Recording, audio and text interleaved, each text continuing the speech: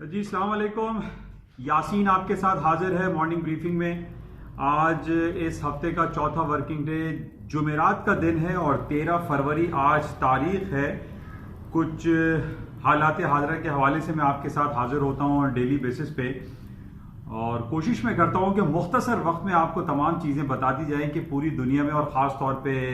New York stock market में और Pakistani stock में क्या हो रहा है और मार्केटें क्या हो सकती हैं, मार्केट हाई साइड पे जाएंगी या लोअर साइड पे जाएंगी। तो पहले हम अक्सर लोग मुझे कहते हैं कि पाकिस्तान स्टॉक के बारे में आप थोड़ा सा जिक्र कर दिया करें, तो मैं थोड़ा सा इस हवाले से स्टार्ट लेता हूं कि 2-3 दिन से हम ये देख रहे थे कि कराची स्टॉक एक्सचेंज जो है वो डाउनफॉल होती चली जा रही थी और गवर्नमेंट की जो डिफरेंट पॉलिसीज थी और ख़ास तौर पे जो मार्केट के गिरने की वजह जो दिखाई दी पिछले 3-4 दिनों में, यानी 43,000 से मार्केट गिरते गिरते 39,000 तक कराची KC 100 इंडेक्स आ गया। और उसकी वाहिद वजह तो हमें अखबारात की जो सुर्खियां बनी रही वो थी पाकिस्तान के होशरबा इन्फ्लेशन रेट। यानी अगस्त 2018 में हम देख रहे थे कि पाकिस्तान का जो इन्फ्लेशन रेट था वो 5% पे था और आज हमारा हमारा जो इन्फ्लेशन रेट है वो तकरीबन 15% तक जा पहुंचा है। यानी आप ये समझ लीजिए कि आपकी करेंसी डीवैल्यू हो गई, आपका इन्फ्लेशन रेट बढ़ने की वजह से आपकी करेंसी डेप्रिशिएट हो रही है, आपकी इकोनॉमी डेप्रिशिएट हो रही है और आपकी जो करेंसी है वो डेप्रिशिएट हो रही है, जिसका बहुत ज्यादा नेगेटिव इम्पैक्ट पूरी दुनिया खास तौर पे हर आइटम में आया और खास तौर पे पाकिस्तान स्टॉक एक्सचेंज जो कि एक बैरोमीटर कंसिडर किया जाता है उसका नेगेटिव इम्पैक्ट मार्केट पे उसका पड़ा। अच्छा, दूसरी तरफ हम ये देख रहे थे कि पूरी इंटरनेशनल मार्केट में क्रूड ऑयल की प्राइसेस जो कि $66 तकरीबन पहुंच गई थी 3 जनवरी की बात है और मार्केट वहां से गिरते गिरते $49 तक आ गई। लेकिन ये हमारी हुकूमत पाकिस्तान की नाअहली कह लीजिए या फिर आप IMF का प्रेशर कह लीजिए, जिसकी वजह से हम ये देख रहे हैं कि क्रूड ऑयल की प्राइसेस या पेट्रोल की प्राइसेस या गैसोलीन की प्राइसेस या CNG की प्राइसेस या गैस की प्राइसेस ना कि डाउन होती या बिजली की प्राइसेस डाउन होती, उसको ऊपर हायर साइड पे जाने की बातें होती रही। लेकिन ये शुक्र है कि पाकिस्तान में पेट्रोल की प्राइसेस जो तकरीबन 117 रुपए थी वो 117 रुपए ही रही। ये बात हो रही थी कि बढ़ाया जाएगा, हालांकि ये बिल्कुल ना समझ में आने वाली बात है और इसी वजह से एक नेगेटिव इम्पैक्ट भी मार्केट पे पड़ा। और दूसरी तरफ जो हम FATF के हवाले से जो बातें सुन रहे थे कि जनाब पाकिस्तान का नाम जो है FATF से निकलेगा नहीं निकलेगा, इस हवाले से बहुत ज्यादा चहमगोइयां होती रही, जिसका negative impact Karachi stock exchange पे पड़ा और 4,000 पॉइंट तकरीबन मार्केटें गिर गई। लेकिन 3-4 दिनों से खासतौर पर कल हम ये देख रहे थे कि पाकिस्तान स्टॉक PSX इंडेक्स 4,507 तकरीबन 400 पॉइंट्स मार्केट कल प्लस हो गई थी,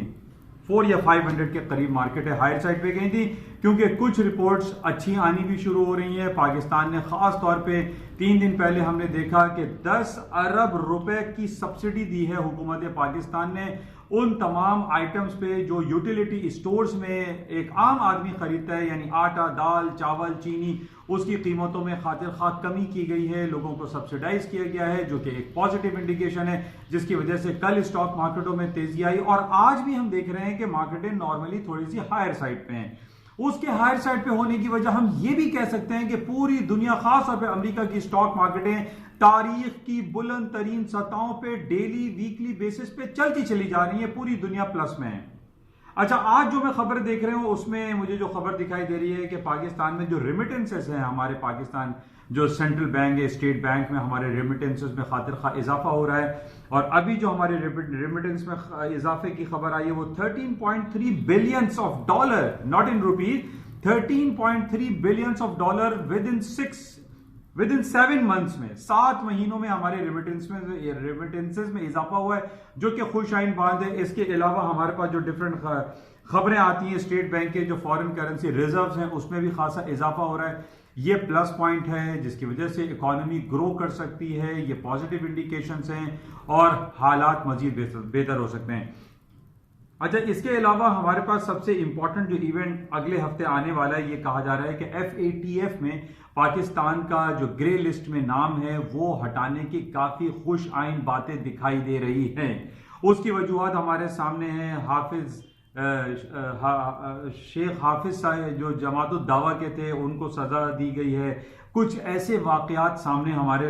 पास आ रहे हैं हुकूमती इदारों से कि जनाब इन बेसिस पे FATF में पाकिस्तान का नाम ग्रे लिस्ट से हटाया जा सकता है। जैसे मैंने आपसे पहले भी ये कहा था कि जनाब जिस तरीके से करतारपुर कॉरिडोर सिख यात्री के लिए पाकिस्तान ने खोला, एक बहुत खुश आइन बात है। पूरी दुनिया में ये मैसेज गया है पाकिस्तान की तरफ से कि पाकिस्तान एक अमन पसंद मुल्क है। पाकिस्तान जो है ये चाहता है कि पूरी दुनिया में अमन हो, खासतौर पे अपने पड़ोसियों के साथ वो अच्छे रवाबित रवा रखना चाहता है, जिसकी वजह से एक पॉजिटिव इंडिकेशन हमारे सामने आ रही है। और ये बहुत पुरुम्मीद है पाकिस्तानी लोग के FATF से पाकिस्तान का ग्रे लिस्ट से नाम हटा दिया जाए। बहरहाल ये नेक्स्ट फेज की रिपोर्ट आने वाली है, उसको हम क्लोजली वॉच करेंगे। लेकिन अभी तक हमारे पास जो रिपोर्ट्स आ रही हैं उसमें ये कहा जा रहा है कि हालात बेहतर होते हुए दिखाई दे रहे हैं। पाकिस्तान में जो इन्फ्लेशन रिपोर्ट के खराब होने की वजह से मार्केट में जो फॉल डाउन आया था वो दोबारा से रिकवर हो रहा है बिकॉज ऑफ के $10 अरब की सब्सिडी हुकूमत पाकिस्तान ने दी है। तो बहरहाल ये कुछ अच्छी खबरें हैं और इसके साथ ही कुछ हम बात कर लेते हैं कि इंटरनेशनल मार्केट के हवाले से कल रात को हमारे पास अमेरिका की एक बड़ी कंपनी है सिस्को,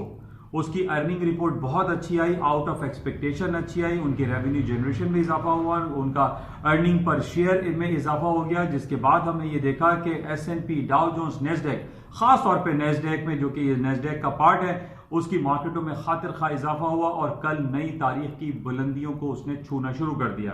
और आज भी कुछ सूरत हाल बरक्स नहीं है और हम यही देख रहे हैं कि खासतौर पे नेस्डेक मार्केटें हाई पे हाई बनाती चली जा रही हैं, जबकि दूसरी तरफ डाउ जोन्स में हम ये देख रहे हैं कि कुछ रूम बाकी है अपना एक हिस्ट्री लाइफ हाई करने में, वो तकरीबन 100-150 पॉइंट दूर है। लेकिन Nasdaq and S&P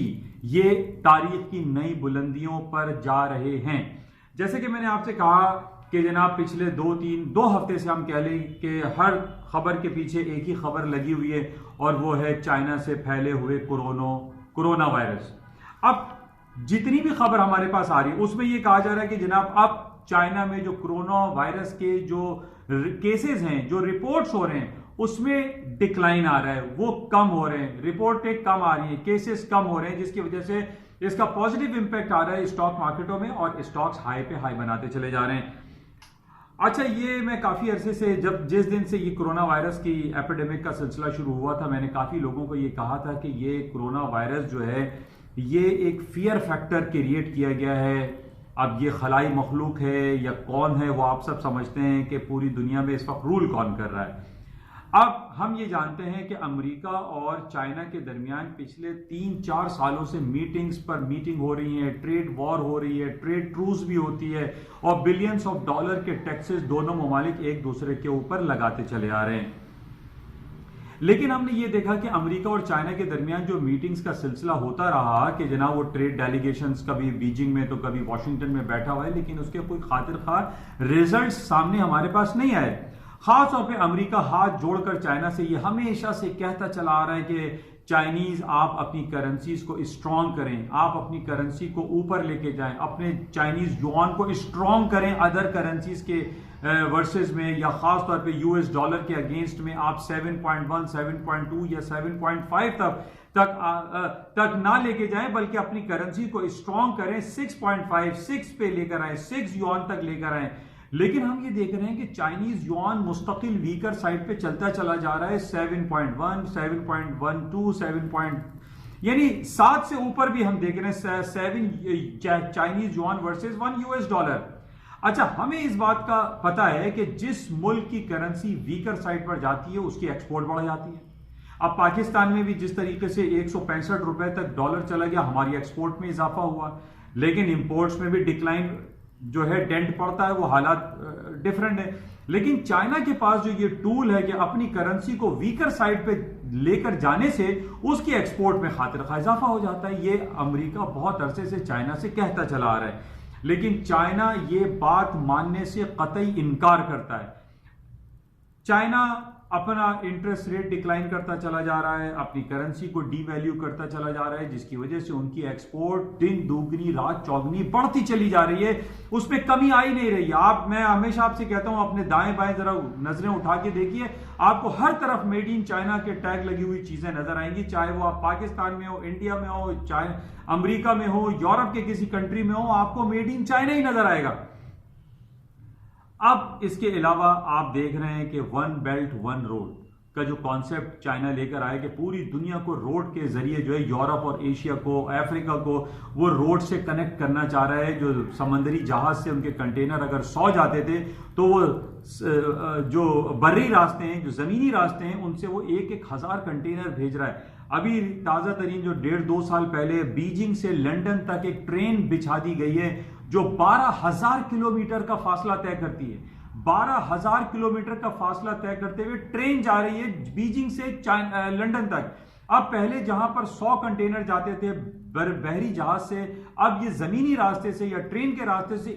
1,000 containers China के यूरोप में उतर रहे हैं। तो ये सारी चीजें हैं। फिर सी पैक ले लीजिए, फिर सी टैक ले लीजिए, जो चाइना टर्की इकोनॉमिक कॉरिडोर। इस तरीके से चाइना पूरी दुनिया में छाता चला जा रहा है। चाइना अपनी आबादी को, जो कि तकरीबन 1.5 अरब की आबादी है, उसको वो कैश कर रहा है। वो पूरी दुनिया, आप दुबई चले जाइए, आप किसी भी अरब कंट्री में चले जाइए, वहां पर आपको चीने नजर आते हैं। आप यूरोप चले जाइए, पिछले 4-5 साल पहले जब ग्रीक क्राइसिस आया था, वहां पे जब ग्रीक ने अपनी प्रॉपर्टीज को बेचना शुरू किया कि जनाब IMF के पेमेंट वो कर सके, तो खरीदार चाइनीज थे। तो चाइना हर जगह फैल रहा है, चाहे वो जापान हो, चाहे वो यूरोप हो, चाहे वो अमेरिका हो, हर तरफ न सिर्फ मेड इन चाइना के टैग लगी हुई चीजें हमें नजर आ रही हैं, बल्कि चाइनीज लोग हमें हर जगह नजर आते हैं। अब इससे खाइफ है अमेरिका। अब अमेरिका ने जब कई मीटिंग्स में यह कहा कि चाइनीज आप अपने इंटरेस्ट रेट को डिक्लाइन ज्यादा ना करें, आप अपने करेंसी को डेप्रिशिएट ना करें, लेकिन आप हमारी जो इंटेलेक्चुअल प्रॉपर्टी राइट्स की जो चीटिंग है या उससे जो इंस्पिरेशन से आप सॉफ्टवेयर बना रहे हैं वो ना बनाएं। लेकिन चाइना ने अमेरिका की कोई बात मानने से बिल्कुल टोटल इनकार किया हुआ है, जिसकी वजह से अब हमें यह फील हो रहा है कि ये जो कोरोना वायरस है ये कुछ भी नहीं है। आई पर्सनली फील कि कोरोना वायरस सिर्फ एक कॉन्स्पिरेसी है अगेंस्ट चाइना के, और वो चाइना को पूरी दुनिया में इतना बदनाम और इतना खराब करना चाह रहा है, ये अमेरिकन लॉबीज कह लीजिए या CIA आप कह लीजिए, कि वो ये कोशिश में लगा है कि हम और आप जो मेड इन चाइना के लगे हुए टैग चीजें खरीद रहे हैं वो चीजें आप नहीं खरीदें, आप चाइनीज माल ना खरीदें, आप चाइना ना जाएं, आप चाइनीज फ्लाइट इस्तेमाल ना करें, आप ट्रेवलिंग के लिए चाइनीज एयरलाइन में सफर ना करें। यानी चाइना को वो आइसोलेट करने की कोशिश कर रहे हैं कि आप चाइना को इस तरीके से, बदतरीन तरीके से खत्म कर दें, उनकी चीजें इस्तेमाल ना करें, उनसे इंपोर्ट ना करें, उनकी कोई चीज इस्तेमाल ना करें जिसका नेगेटिव इंपैक्ट हमें अभी तो नहीं, 3 महीने के बाद, यानी जनवरी, फरवरी, मार्च के क्वार्टर खत्म होने के बाद आपको 1 अप्रैल या 2 अप्रैल से जो इनकी अर्निंग रिपोर्टें शुरू होती हैं पूरी दुनिया की, उसमें हमें पता चलेगा कि चाइना की एक्सपोर्ट कितनी हर्ट हुई है इस कोरोना वायरस एपिडेमिक की वजह से। तो आई पर्सनली फील कि जो कोरोना वायरस है इट इज नथिंग, ये सिर्फ एक हाइप क्रिएट